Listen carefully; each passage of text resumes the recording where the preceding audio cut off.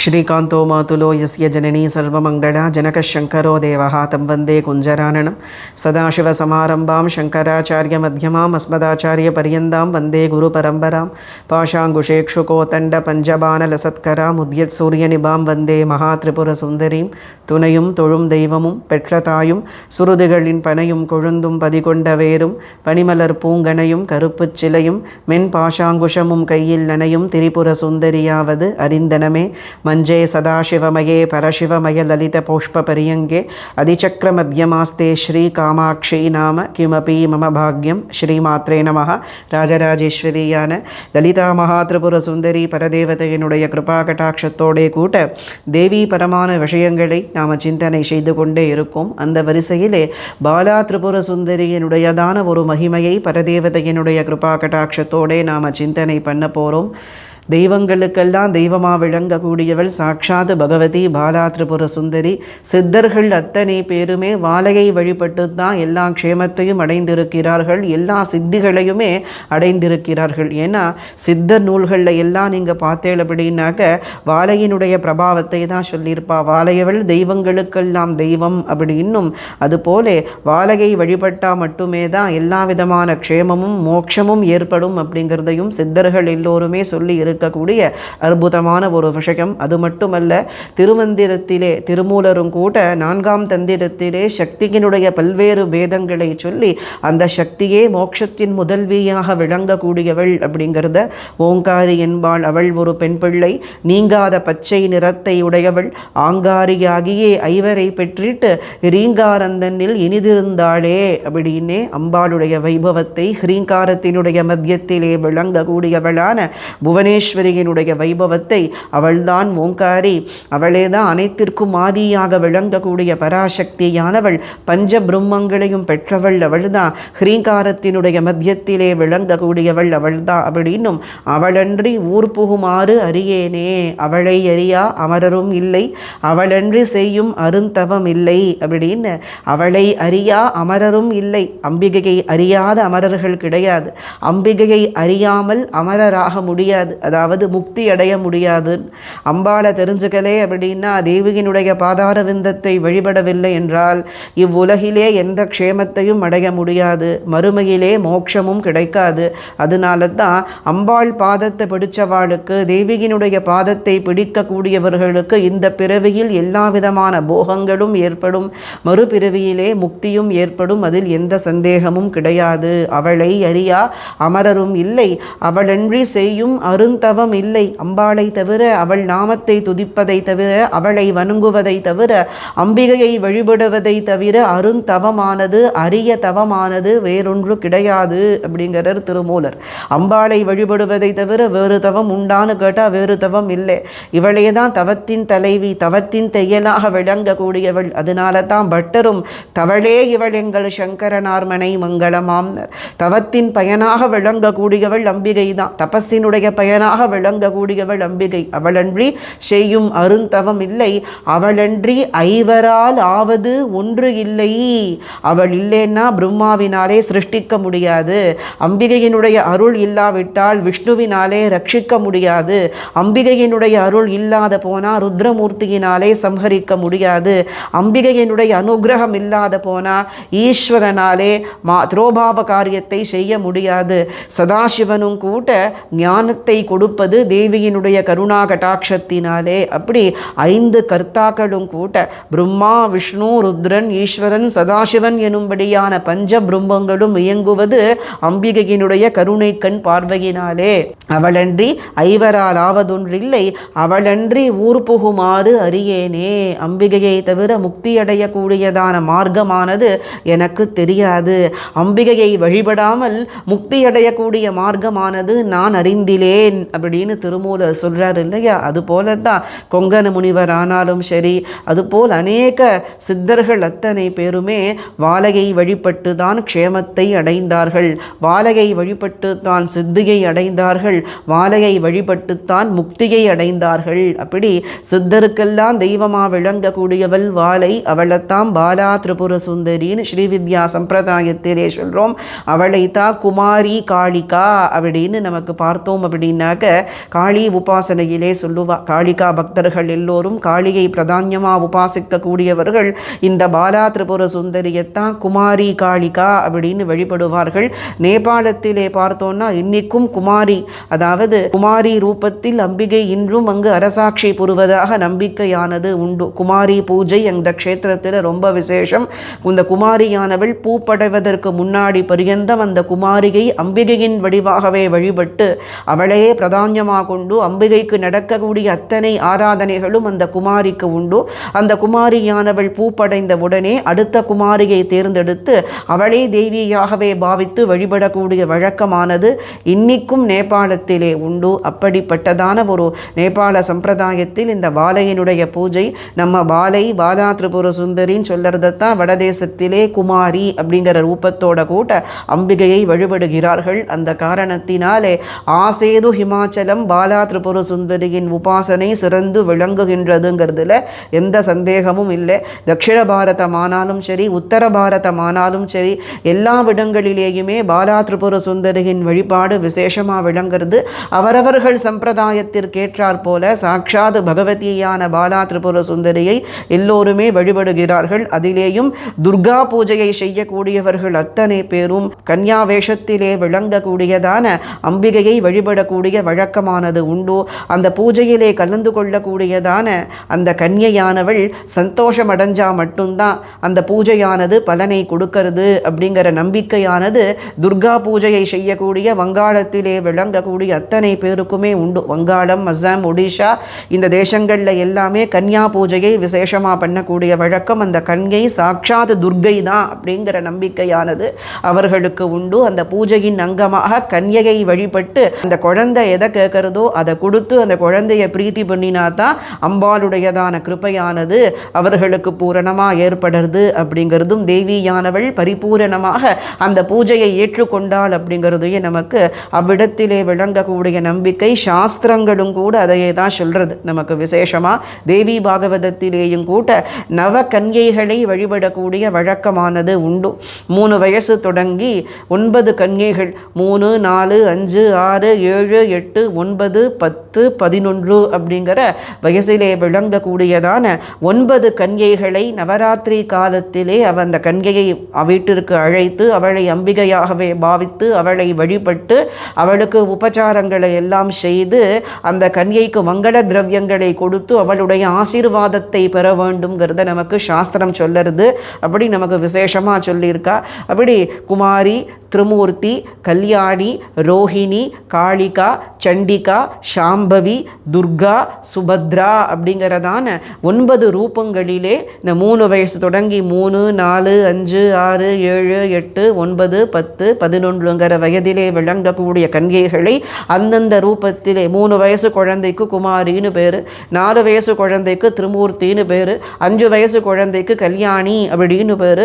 அந்த மாதிரி குழந்தைகளை வரவழைத்து அம்பாளாக பாவிச்சு அம்பாளுக்கு செய்யக்கூடிய பூஜைகளை உபச்சாரங்கள் அந்த குழந்தைக்கு செய்து அந்த குழந்தையினுடைய அனுகிரகத்தை பெற வேண்டும். அப்படி அந்த குழந்தை வடிவிலே விளங்கக்கூடியவள் சாட்சாத் பகவதியான துர்கா பரமேஸ்வரிங்கிறத நமக்கு தேவி பாகவதத்திலே இந்த கன்யா பூஜையெல்லாம் எப்படி பண்ணணுங்கிறதையெல்லாம் நமக்கு சொல்லியிருக்கா.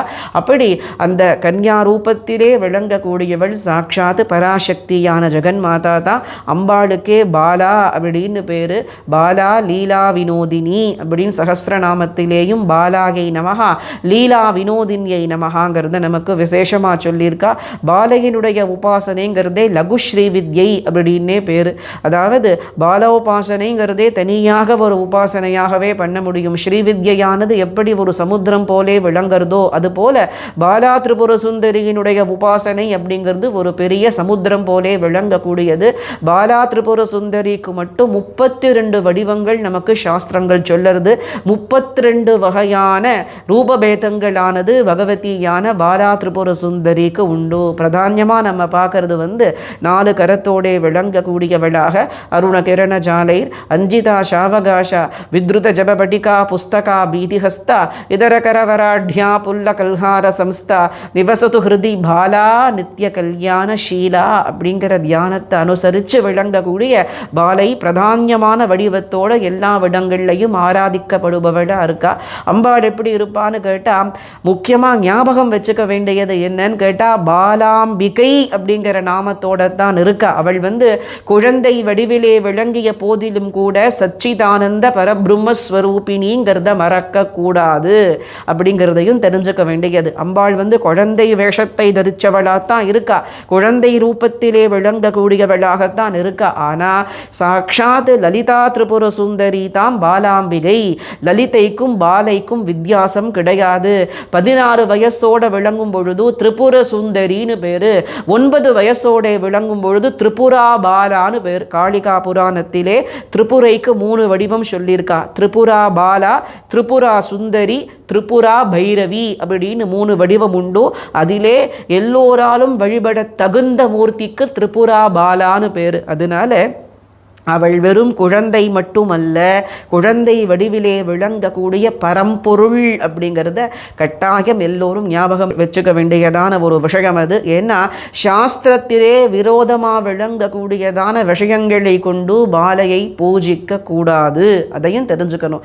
எப்படி ஒரு சிவாலயத்திலே விளங்கக்கூடியதான அம்பாளுக்கு நம்ம சாஸ்திரத்தை மீறி இருக்கக்கூடிய காரியங்களால் அம்பாளை பூஜிக்கிறது இல்லை. புஷ்பமே கூட வாசனை புஷ்பங்களை கொண்டு தான் நம்ம என்ன பண்ணுறோம், அம்பாளை பூஜிக்கிறோம். அது மீனாட்சியோ காமாட்சியோ விசாலாட்சியோ அகிலாண்டேஸ்வரியோ அபயாம்பாளோ பத்ரகாளியோ துர்கையோ நம்ம அம்பாளை எப்படி பூஜிக்கிறோம், சாஸ்திரத்தில் எப்படி சொல்லி இருக்கோ அதன் பிரகாரம் தான் அந்த அம்பாளை பூஜிக்கிறோம் இல்லையா. அதுபோல தான் பாலா திரிபுர சுந்தரியையும் கூட சாஸ்திரத்தில் சொல்லி இருக்கிற பிரகாரம், அது வடமொழி ஆனாலும் சரி தமிழிலே சித்தர்களும் கூட அன்னையாகத்தான் வழிபட்டு இருக்கா. வாலைய குழந்தையாக கொஞ்சி விளையாடக்கூடிய மனோபாவம் இருந்தாலும் கூட அவள் அன்னை, வாலையை அன்னையாகத்தான் எல்லோரும் வழிபட்டிருக்கிறார்கள் அப்படிங்கிறதையும் தெரிஞ்சுக்க வேண்டியது அவசியம் இல்லையா. அவள் தான் தெய்வங்களுக்கெல்லாம் தெய்வம், அன்னையர்க்கெல்லாம் அன்னையாக விளங்கக்கூடியவள் அன்னை பாலா திரிபுர சுந்தரிங்கிறத சாஸ்திரம் சொல்லுறது இல்லையா. அப்படி அவள் தாயாருக்கெல்லாம் தாயாரா இருக்கிறவோ, உருவம் மாத்திரம்தான் அவள் 9 வயசு குழந்தையா இருக்கா. மற்றபடி அவள் பூரண பரபிரம்மஸ்வரூபினியேங்கிறதுல எந்த சந்தேகமும் நமக்கு தேவையில்லை. எப்படி இருக்கான்னு கேட்டாக்க, அப்படி அருணகிரண ஜாலைர்ஹி உதிச்சு வரக்கூடிய சூரியன் போலே சிவந்த திருமேனி கொண்டவளாக, அப்படி தாமரை புஷ்பத்தின் மேலே பிரகாசிக்கக்கூடியவளாக, கல்ஹார புஷ்பத்தின் மேலே விளங்கக்கூடியவளாகவும் தியானம் உண்டு, விளங்கக்கூடியவளாக, நாற்கரங்களை கொண்டவளாக, மேலிரண்டு கரங்களில் அக்ஷமாலையையும் புஸ்தகத்தையும் தாங்கினவளாக, கீழிரண்டு கரங்களிலே வராபயத்தை கொண்டவளாக, 9 வயதே நிரம்பினவளாக, பிரம்மாண்டங்களுக்கெல்லாம் சக்கரவர்த்தினியாக விளையாடக்கூடியதான ஒரு ஸ்வபாவத்தை கொண்டவளாக பாலைங்கிற நாமத்தோடு தேவியானவள் விளங்குறா. அவளுக்கு விளையாட்டு என்னன்னு கேட்டாக்க, லோகத்திலே விளங்கக்கூடிய குழந்தைகள் விளையாடுவது போல் விளையாடக்கூடியவளான்னு கேட்டா இல்லை. அவளுக்கு உலகை உண்டாக்குவது, உலகை ரட்சிப்பது, உலகை அழிப்பது தான் அவளுக்கு விளையாட்டே. பிரம்மாண்டங்களை எல்லாம் சிருஷ்டிக்கிறது, பிரம்மாண்டங்களை எல்லாம் ரட்சிக்கிறது, பிரம்மாண்டங்களை சம்ஹரிக்கக்கூடியது தான் பாலா திரிபுர சுந்தரிக்கு விளையாட்டேங்கிறது சாஸ்திரம். அதனால தான் அவள் விளையாடக்கூடிய சிறுமியின் வடிவத்திலே விளங்குறாங்கிறத சொல்லியிருக்கா. அதனாலே பாலை அப்படிங்கிறத எப்படின்னாக்க, அம்பாள் அவ்வியாஜமான கருணாமூர்த்தி. நம்ம எப்படி பூஜை பண்ணினாலும் அம்பாள் ஏத்துப்பா, அதில் சந்தேகம் இல்லை. ஆனாலும் கூட அவளுக்கு எப்படி பண்ணணும்னு சாஸ்திரங்களில் சொல்லி இருக்கோ அதை மீறாமல் தான் அம்பிகையை ஆராதிக்க வேண்டியது அவசியமானது அப்படிங்கிறதையும் நாம் தெரிஞ்சுக்க வேண்டியது அவசியம். அவரவர்களுடைய மனோபாவத்தை பொறுத்து அம்பிகையை ஆராதிப்பதிலே சந்தேகம் இல்லை. ஆனாலும் கூட அந்த மனோபாவம் இருந்தாலும் தர்மசாஸ்திரத்தில் சொல்லி இருக்கக்கூடிய விஷயங்களை மீறாமல் தான் நாம் அம்பாளுக்கு பூஜை செய்ய வேண்டும். அதையும் நாம தெரிஞ்சுக்க வேண்டியது அவசியம். அப்பேற்பட்ட மூர்த்தியாக பகவதியானவள் பாலா திரிபுர சுந்தரியா இருக்கா. இந்த பாலா திரிபுர சுந்தரியானவள் எப்படி உற்பத்தியாகி வந்தான்னு கேட்டால், அவளுக்கு உற்பத்தியோ விநாசமோ கிடையாது. எல்லாவற்றையும் கடந்தவள், எப்பொழுதும் சாஸ்வதமாக விளங்கக்கூடியவள் சாட்சாத் பாலை.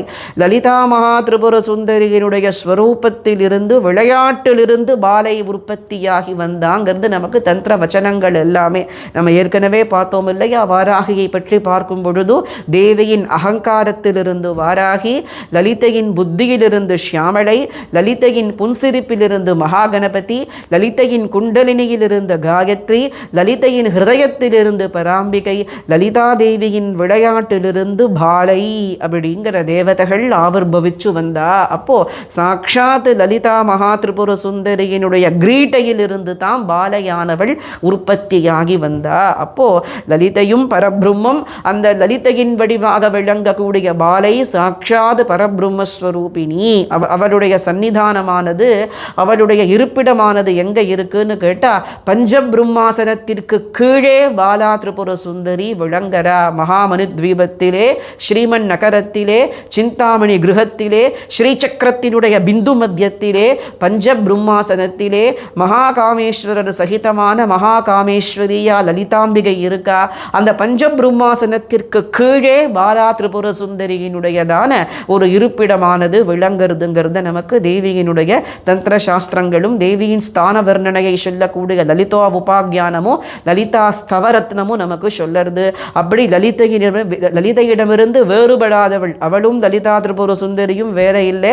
லலிதா பரமேஸ்வரி 14 வயசோட விளங்கக்கூடிய ஷோடசி, பாலா சதா நவவார்ஷிகி அப்படின்னு எப்பொழுதுமே 9 வயதோடே விளங்கக்கூடியதான குழந்தை வடிவத்திலே விளங்கக்கூடியவள். அப்போ அம்பாளுடைய கிரீட்டையிலிருந்து பாலை உற்பத்தியாகி வந்தான்னு நீங்க சொன்னேளே, தேவியினுடைய கிரீட்டை அப்படின்னா என்ன அப்படின்னு கேட்டாக்க, கிரீட்டாத்தே லோக ரச்சனா சகாத்தே சின்மய சிவக ஆஹாரஸ்தே சதானந்தக வாசஸ்தே ஹிருதயம் சதாம் அப்படிங்கிறது தேவி பாகவதம்.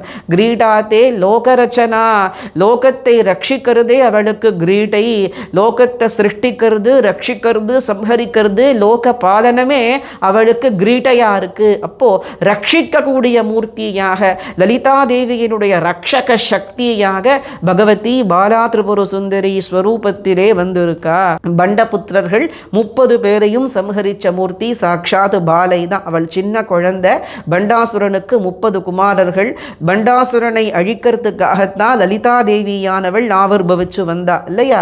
லலிதா பரமேஸ்வரி சிதக்னி குண்ட சம்பூதா அப்படின்னு சிதக்னி மகா குண்டத்திலிருந்து தேவர்கள் எல்லோரும் பிரார்த்தனை செய்து கொள்ள அக்னி குண்டத்தினுடைய மத்தியத்திலிருந்து மகாஷோடசியாக ராஜராஜேஸ்வரியாக காமாட்சியாக அம்பாள் ஆவிர்பவிச்சு வந்து பண்டாசுரனை சம்ஹாரம் பண்ணினாங்கிறது ஸ்காந்த புராணம், பிரம்மாண்ட புராணம், திரிபுரா ரகசியம் இந்த கிரந்தங்கள்ல எல்லாம் இருக்கு. அப்போ அவளுக்கு சகாயமாக அவள்கிட்ட இருந்து அநேக சக்திகள் உற்பத்தியாகி வந்தா. அப்பொழுது தான் தேவியின் புத்திரியாகவே, புத்திரின்னு சொன்னாலும் கூட அம்மா வேற பொண்ணு வேற கிடையாது. இந்த இடத்திலே சொல்றேன், இந்த ஸ்ரீவித்யிலே தேவி உபாசனையிலே லலிதா உபாசனையை பொறுத்த வரைக்கும் லலிதா வேற பாலா வேற கிடையாது. லலிதை தான் பாலை, பாலை தான் லலிதை, அதுல சந்தேகமே வேண்டாம்.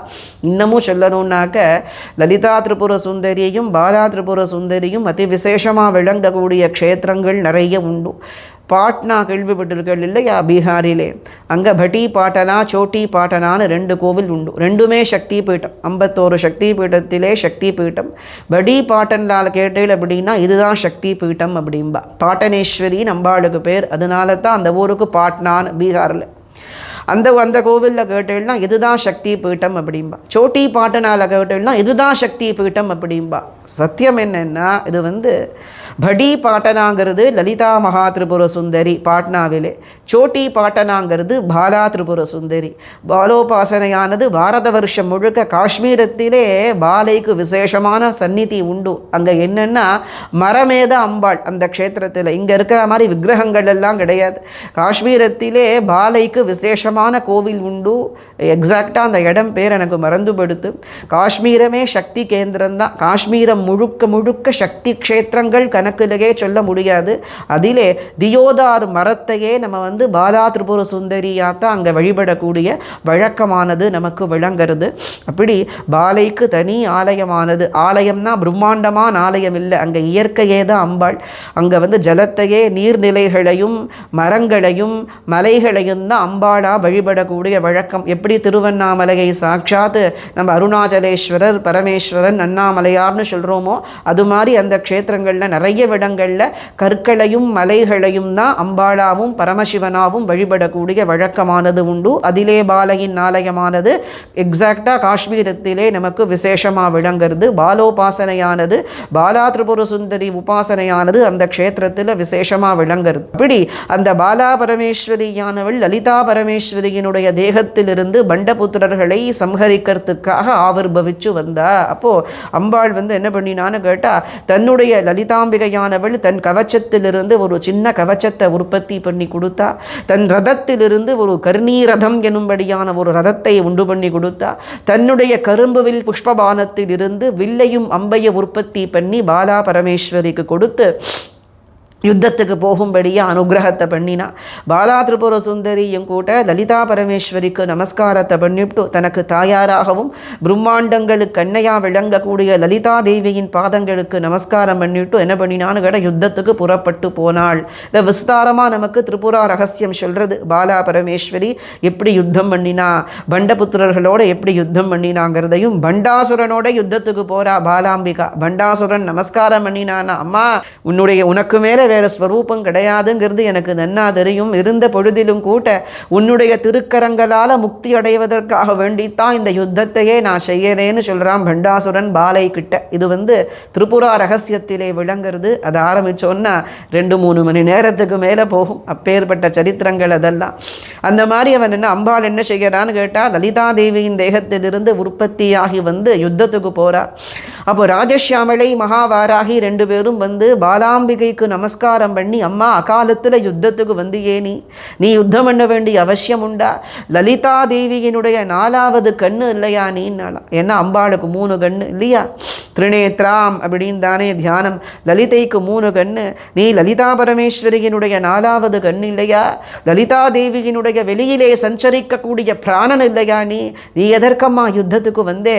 ஷியாமளை வாராகி உள்பட கோட்டிக்கணக்கான சக்தி கணங்கள் இவ்விடத்தில் இருக்கும் பொழுது நீதான் யுத்தத்துக்கு வரணுமா?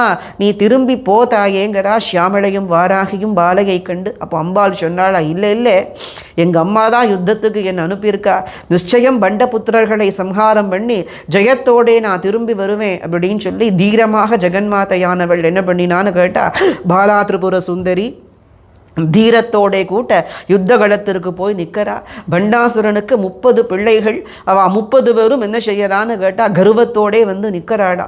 சம்பத்கரி, அஸ்வாரூட்டா மாதிரி, ராஜமாதங்கி, மகாவாராகி மாதிரி ஒரு பெரிய சக்தி பரிவாரங்களோட யுத்தத்துக்கு வருவா. யுத்தம் பண்ணலான்னு எதிர்பார்த்துட்டு இருந்தா 9 வயசு பொண்ணு, இத்தினூண்டு இருக்கு அந்த பொண்ணு யுத்தத்துக்கு நிற்கிறது. இவாளுக்கு ஒன்றுமே புரியவே இல்லை. அடாடா, இந்த சின்ன குழந்தையா நமக்கு யுத்தத்துக்கு நிற்கிறது, இந்த குழந்தையா நமக்கு சமானமாக யுத்தம் பண்ண போகிறது. ஒரு க்ஷணத்தில் இந்த குழந்தையை நசுக்கராப்பால் நசுக்கிவிட்டு இவளுக்கு தாயாராக விளங்கக்கூடிய லலிதா தேவியையும் அவருடைய சைன்யங்களையும் சம்ஹாரம் பண்ணிடுவோம் அப்படின்னு சொல்லி அட்டகாசமாக சிரிச்சு கொண்டு என்ன செய்யறான்னு கேட்டால், பண்டபுத்திரர்கள் 30 பேர் ஒத்தொத்தரா யுத்தம் பண்ணுறாளா அந்த குழந்தையோட. 9 வயசு குழந்தை அது. அந்த 9 வயசு குழந்தையோட என்ன செய்யறான்னு கேட்டால், பண்டபுத்திராள் 30 பேர் ஒத்தொத்த யுத்தம் பண்றா. ஒத்தொத்தரா யுத்தம் பண்ணி 30 பேரையும் இந்த குழந்தை தானே தோக்கடிக்கிறது. ஒரு அசுரன் யுத்தம் பண்றான், அவன் களைச்சு போனதுக்கப்புறம் 2வது அசுரன் யுத்தம் பண்றான், அவன் களைச்சு போனதுக்கப்புறம் 3வது அசுரன் யுத்தம் பண்றான். அப்படி ஒத்தொத்தனா 30 பேரும் தனித்தனியா பாலையோட யுத்தம் பண்றா. ஆனா அம்பாளுக்கு களைப்புங்கிறது ஏற்படலை. 30 பேரும் களைச்சு போயிட்டா. அப்போ யோஜனை பண்ணினாளா, இவள் சாமானியப்பட்டவள் கிடையாது, இவளை நாம ஜெயிக்காத போனோம்னா நம்முடைய சூன்யக நகரமே அழிஞ்சு போயிடும். அந்த காரணத்தினாலே வஞ்சனையினாலேயோ கபடினாலேயோ சூதினாலேயோ இந்த குழந்தையை கொல்ல வேண்டியது அவசியம் அப்படின்னு தீர்மானம் பண்ணி கொண்டு 30 பேரும் ஏக சமயத்தில் யுத்தம் பண்ணினாளாம் அந்த குழந்தையோட. குழந்தை அம்மாள் பாலாம்பிகான்னு நானே சொல்கிறோம். பாலா திரிபுர சுந்தரி பாலாம்பிகான்னு தனித்தனியாக யுத்தம் பண்ணி அவளை ஜெயிக்க முடியலை. 30 பேரும் சேர்ந்து யுத்தம் பண்ணுவோம். 30 பேருடைய வீரத்தையும் தாங்கிக்கிற சக்தி அவளுக்கு இல்லை. இந்த க்ஷணமே அவளை சம்ஹாரம் பண்ணிடுவோன்னு 30 பேரும் சேர்ந்து யுத்தம் பண்ணினா. அம்பாளும் என்ன பண்ணினான்னு கேட்டால், ஜெகன்மாதாவான பாலையும் கூட்ட சளைக்காத 30 பேரோட யுத்தம் பண்ணிட்டு இருக்கா. தேவதைகள்லாம் ஆச்சரியமாக பார்க்குறா. ஷியாமளை வாராகி அதி சம்பத்கரி அஸ்வாரூட்டா நகுலி, இந்த சக்தி கணங்கள் எல்லாம் ஆச்சரியமா பார்க்கறா. பிரம்மாண்டமே பிரமிப்பா பார்க்கறது. அப்பேற்பட்ட ஒரு ஆச்சரியமான யுத்தமானது யுத்த காலத்தில் நடக்கிறது. பாலை எப்படி யுத்தம் பண்றாங்கிற ஒவ்வொரு விஷயமும் லலிதா தேவிக்கு ஒரு க்ஷணத்துக்கு ஒரு க்ஷணம் போய் சேர்ந்துட்டே இருக்கு. இந்த பாலையினுடைய வீரத்தை பார்த்து லலிதா தேவியே ஆச்சரியப்படுறாள். அடாடா, இத்தனை தீரமா இந்த குழந்தை யுத்தம் பண்ணறது தான், இத்தனை வீரமா இந்த குழந்தை யுத்தம் பண்ணறது தான். பாலையினுடைய வீரத்தை கேட்க கேட்க அம்மாக்கு ஆனந்தம் தாங்கல, காமாட்சிக்கு ஆனந்தம் தாங்கல. தன் பெண்ணான பாலை யுத்தம் பண்ணுறத கேட்க கேட்க அப்போ தேவர்கள் எல்லாம் அம்பாளை பிரார்த்தனை பண்ணிக்கிறா. தாயே, நீ லீலையா இத்தனைக்கான யுத்தம் பண்ணிண்டே இருக்கையே, இவ 30 பேரும் क्रूरமான ராட்சசாலா இருக்காளே, இவாளை நீ இன்னுமா விட்டு வச்சிருக்கே. ஹே பரமேஸ்வரி, ஜெகன்மாதா, சச்சிதானந்தமயி, இவாளை சம்ஹரிக்கிறது உனக்கு ஒரு லீலையா? உனக்கு இது ஒரு பெரிய கஷ்டமா? இந்த க்ஷணமே இந்த அசுராலை சம்ஹாரம் பண்ணி நீ க்ஷேமத்தை உண்டு பண்ணப்படாதான்னு தேவதைகள் எல்லாரும் தேவியின் பாதத்தில் விழுந்து பிரார்த்தனை செய்துக்கிற. அப்போ என்ன பண்ணினான்னு கேட்டா, சாட்சாத் பகவதியான ஸ்ரீபாலா திரிபுர சுந்தரி ஒரே அஸ்திரத்தை எரிஞ்சா.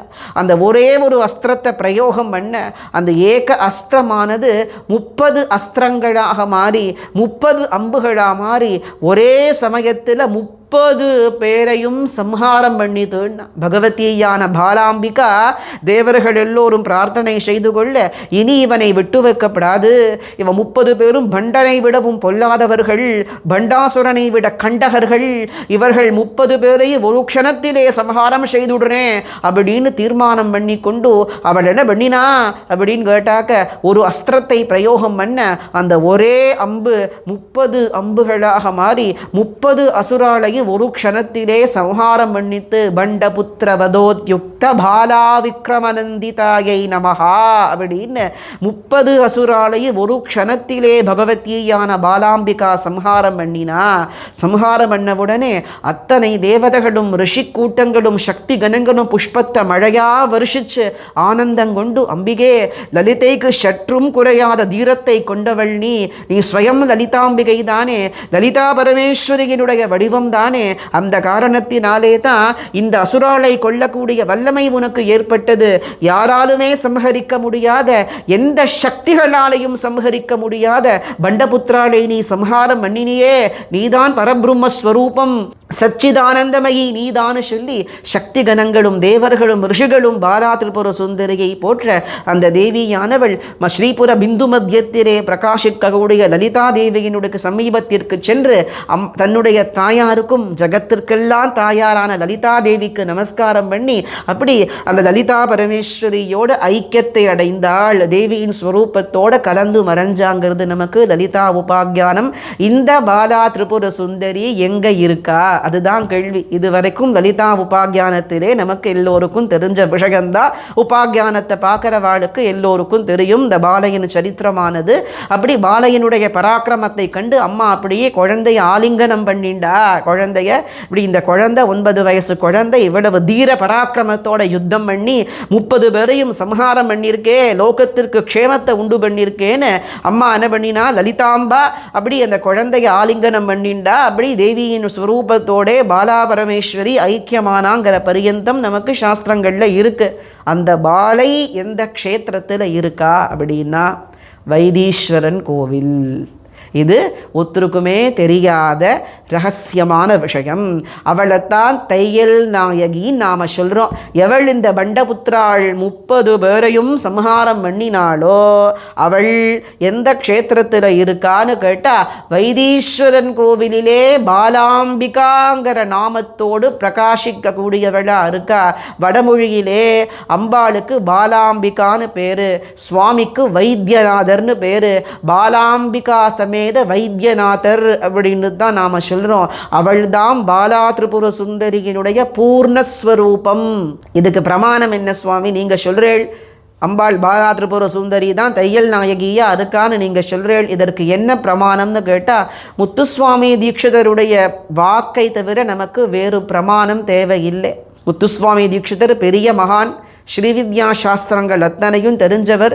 அவர் கீர்த்தனைகளிலே சொல்லாத விஷயமே இல்லை. சங்கீத மும்மூர்த்திகளில் இளையவர் அவர். பாலாம்பிகா விபக்தி கீர்த்தனைன்னு 9 கீர்த்தனை பண்ணியிருக்கார். யார் மேலே? வைத்தீஸ்வரன் கோவில் தையல் நாயகி மேலே. தையல் நாயகியினுடைய அனுகிரகத்திலே பிறந்தவர் தான் முத்துசுவாமி தீட்சிதர். அவர் ராமசுவாமி தீட்சிதருக்கு தையல் நாயகி ராமசுவாமி தீட்சிதருடைய பத்னியினுடைய கனவிலே போய் தன் கழுத்திலே தரிச்சிருக்கிற முத்துமாலையை கழட்டி கொடுத்தாளாம். ஸ்வப்னத்திலே போய் 48 நாளைக்கு அந்த க்ஷேத்திரத்தில் நவாவரண பூஜை பண்ணின ராமசுவாமி தீட்சிதர். ஏன்னா அம்மா 40 வயசுக்கு மேலே ஆயிடுத்து, புத்திரபாகியம் எனக்கு ஏற்படலையே, ஜென்மா வியக்தமாக போயிடுமோ. தையல் நாயகி இன்னைக்கும் கூட எத்தனை பேருக்கு அவள் குலதெய்வம் தையல் நாயகி. எத்தனையோ பேருக்கு அவள் தான் குலதெய்வமாக இருக்கா. கேட்ட வரங்களை கொடுக்கிற தெய்வமவோ, சாட்சாத் ராஜராஜேஸ்வரியவோ, நம்பினவாளை கைவிடாத பரபிரம்மஸ்வரூபிணியவோ. அப்போ அவள் தையல் நாயகி என்ன பண்ணினான்னு கேட்டா, ராமசுவாமி தீட்சிதர் பத்னியோட ஸ்வப்னத்திலே போய் நீ கவலைப்படாதே, என்னை நம்பி வந்தவாளை ஒரு பொழுதும் நான் கைவிடுறது கிடையாதுன்னு சொல்லி தன் கழுத்தில் இருக்கிற முத்துமாலையை கழட்டி அவள் கொடுத்தா, பத்னிக்கு கொடுத்தா, ராமசுவாமி தீட்சிதருடைய மனைவிக்கு. அந்த கொடுத்த உடனே அவள் கர்ப்பமானாள். 10 மாசத்தில் அழகான குழந்தை பிறந்தது. முத்துக்குமார சுவாமி வைத்தீஸ்வரன் கோவிலில் விளங்கக்கூடிய சுப்பிரமணியருக்கு, அம்பாளுடைய புத்திரனுக்கு, சிவபுத்திரனுக்கு, முருகனுக்கு முத்துக்குமார சுவாமின்னு பேர். அவர் பெயரையே தன்னுடைய பிள்ளைக்கு வச்சார், முத்துசுவாமி தீட்சிதர் அப்படின்னு அவருக்கு பெயர். அவர் பரமதேவி உபாசகர், பரம ஸ்ரீவித்யா உபாசகர். தையல் நாயகியினுடைய அனுகிரகம்தானே முத்துசுவாமி தீட்சிதராக பிறந்திருக்கு. அவர் சரித்திரங்கள்லாம் மகாத்புதமான சரித்திரங்கள். கமலாம்பாளை பிரத்யக்ஷமாக தரிசனம் பண்ணினவர். அதுபோல அவர் அநேக க்ஷேத்திரங்களை தரிசனம் பண்ணும் பொழுது வைத்தீஸ்வரன் கோவிலுக்கு பாலா திரிபுர சுந்தரி ரூபத்திலே விளங்கக்கூடிய தையல் நாயகியை பார்க்கறார், அம்பாளை பார்க்கறார். எல்லா அம்பாளையும் அவர் லலிதாம்பாளா தான் பாடியிருக்கார். அது மாயவரம் அபயாம்பாளோ, திருவாரூர் கமலாம்பாளோ, கும்போணம் மங்களாம்பாளோ, ஸ்ரீவாஞ்சியம் மங்களாம்பாளோ, திருநெல்வேலி காந்திமதியோ, காஞ்சிபுரம் காமாட்சியோ, மதுரையில் மீனாட்சியோ, திருவானைக்கா அகிலாண்டேஸ்வரியோ, திருவையாறு தர்மசம்வர்தினியோ, எந்த க்ஷேத்திரத்தம்பாளா பார்த்தாலும் லலிதா பரமேஸ்வரியா தான் பாடியிருக்க, லலிதாம்பிகையா தான் பாடியிருக்கார். ஆனால் அவர் பாலா திரிபுர சுந்தரியாக அம்பாளை பாடின ஒரே க்ஷேத்திரம் வைத்தீஸ்வரன் கோவில் தான். வேற க்ஷேத்திரத்தில் எந்த க்ஷேத்திரத்தையும் அவர் பாலாம்பாடா பாடலை. எப்படி பாடுறாருன்னு கேட்டால், லீலையா பண்டகுமார ஹரையாங்கிறார். தையல் நாயகியை தான் சொல்கிறார். லீலையாவே பண்டாசுரனுடைய 30 பிள்ளைகளையும் கொன்றவளே அப்படின்னு தையல் நாயகியை பார்த்து பாடுறார். எத்தனையோ அம்பாள் இருக்கா, அந்த அம்பாளை பார்த்து பண்டகுமாரனை கொன்றவளேன்னு பாடலாமே. பண்டனை கொன்றவளேன்னு தானே பாடுறார். காமாட்சிகையோ மீனாட்சிகையோ பண்டாசுரனை சம்ஹாரம் பண்ண லலிதாம்பாளேன்னு தானே பாடுறார். ஆனால் பாலா திரிபுர சுந்தரிய மாத்திரம்தான், வைத்தீஸ்வரன் கோவில் தையல் நாயகிய மாத்திரம்தான் லீலையா பண்டகுமாரஹரையா அப்படின்னு. அதே மாதிரி பாலா திரிபுர சுந்தரியினுடைய பீஜாட்சர மந்திரத்தை கொண்டு ஒரு கீர்த்தனை பண்ணியிருக்கார் அம்பாளுக்கு.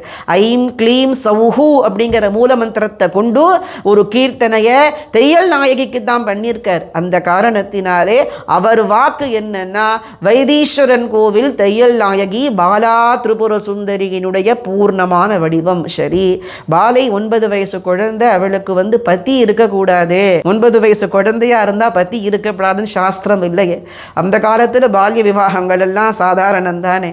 பார்வதியே பரமசிவனை தாக்ஷாயணி பரமசிவனை கல்யாணம் பண்ணிக்கும் பொழுது 5 வயசுன்னு தான் சொல்லுவா. 5 வயசுல பரமசிவனை கல்யாணம் பண்ணிண்டா அப்படிங்கிற புராணங்கள் அந்த மாதிரி எல்லாம் இருக்கு இல்லையா. அந்த காரணத்தினாலே பாலா திரிபுர சுந்தரிக்கு பத்தி உண்டு. இது நிறைய பேருக்கு தெரியாது. பாலை கன்னி கிடையாது, துர்கை தான் கன்னிய. கன்னியாகுமரின்னு சொல்கிறோம் இல்லையா, அவள் பாலை கிடையாது, அவள் துர்கை. கன்னியாகுமரி க்ஷேத்திரத்திலே அவள் மூல துர்கா ஸ்வரூபிணி கன்னியாகுமரி. அவளுக்கு பத்தி இல்லை. அவள் கன்யாவேஷம் தரிச்சவள். துர்கையினுடைய ரூபத்திற்குத்தான். துர்கையிலேயே நிறைய துர்கா பேதங்கள் உண்டு, துர்கைக்கே பதி உண்டு. கன்னியாகுமரி க்ஷேத்திரத்திலே விளங்கக்கூடிய துர்கை கன்யாவேஷத்தில் இருக்கிறதுனால் அவளுக்கு பதி இல்லை. ஆனால் பாலைக்கு பதி உண்டு. அது யாருன்னா குமார காமேஸ்வரர் அப்படின்னு பேர் அவருக்கு சுவாமிக்கு. குமார காமேஸ்வர கேளி கலாபாம் அப்படின்னு பாலா தியானத்திலே வளருது. லலிதா பரமேஸ்வரிக்கு மகா காமே பரமேஸ்வரர் பதி சிவகாமேஸ்வரன், மகாகாமேஸ்வரன் லலிதா தேவியினுடைய பதி சொல்லுவோம். பாலாம்பாளுக்கு குமார காமேஸ்வரர் பத்திங்கிறது சாஸ்திரம். அதனாலே வைத்தியநாத சுவாமி சகிதமாக அந்த க்ஷேத்திரத்திலே சாட்சாத் பகவதியான தையல் நாயகியாக பாலா திரிபுர சுந்தரியா அந்த க்ஷேத்திரத்தில் அம்பாள் இருக்கா. அதனால பாலய தரிசனம் பண்ணணும்னு சொன்னால் வைத்தீஸ்வரன் கோவிலுக்கு போங்கோ. லலிதா தேவியினுடைய பூர்ண பிம்பமான விக்கிரகம் எப்படி காஞ்சிபுரத்தில் இருக்கோ, லலிதா பரமேஸ்வரியினுடைய பூர்ண பிம்பமூர்த்தியா எப்படி காஞ்சிபுரம் காமாட்சி இருக்காளோ, அதுபோலே பாலா திரிபுர சுந்தரியினுடைய பூர்ண பிம்பமூர்த்தியாக வைத்தீஸ்வரன் கோவிலிலே விளங்கக்கூடிய பகவதியான தையல் நாயகி பிரகாசிக்கிறா. பேர்பட்ட மூர்த்தி கேட்ட வரத்தை கொடுக்கிறவோ. எத்தனையோ பேருக்கு குலதெய்வமா விளங்கக்கூடியவள். வெளியில் அவளை தைலாம்பா தையல் நாயகின்னு எல்லாம் சொன்னாலும் கூட மூலமான பாலா திரிபுர சுந்தரியா தான் அந்த க்ஷேத்திரத்திலே பிரகாசிக்கிறா. அப்பேற்பட்ட மூர்த்தியவோ வாழைக்கு மேல் ஒரு தெய்வம் இல்லை, வாழையடா தேவர்க்கெல்லாம் தெய்வம் அப்படிங்கிறதையெல்லாம் சித்தர்கள் நமக்கு சொல்லி இருக்கா. சச்சிதானந்த பிரம்மமயியா விளங்கக்கூடிய பாலா திரிபுர சுந்தரியினுடைய பாதார விந்தத்தை நாம் சரணாகதி பண்ணுவோம். கேட்ட வரங்கடையெல்லாம் கொடுக்கக்கூடிய மூர்த்தி, அவளுக்கு மேல் வேறு தெய்வமில்லை. அந்த அம்பிகையினுடைய கிருபா கட்டாட்சம் எல்லோருக்கும் பூர்ணமாக இருக்கிறதுக்கு பிரார்த்தனை செய்துக்கிறோம். தொடர்ந்து தேவி பரமான அதிசயமான ரகசியமான அபூர்வமான விஷயங்களை நாம் சிந்தனை செய்து கொண்டே இருப்போம். ஸ்ரீமாத்ரே நமஹ. சர்வமங்கள மாங்கல்யே சிவே சர்வார்த்த சாதிகே சரண்யே த்ரயம்பகே கௌரி நாராயணி நமோஸ்துதே. காமாட்சி சரணம். காமாட்சி காமாட்சி.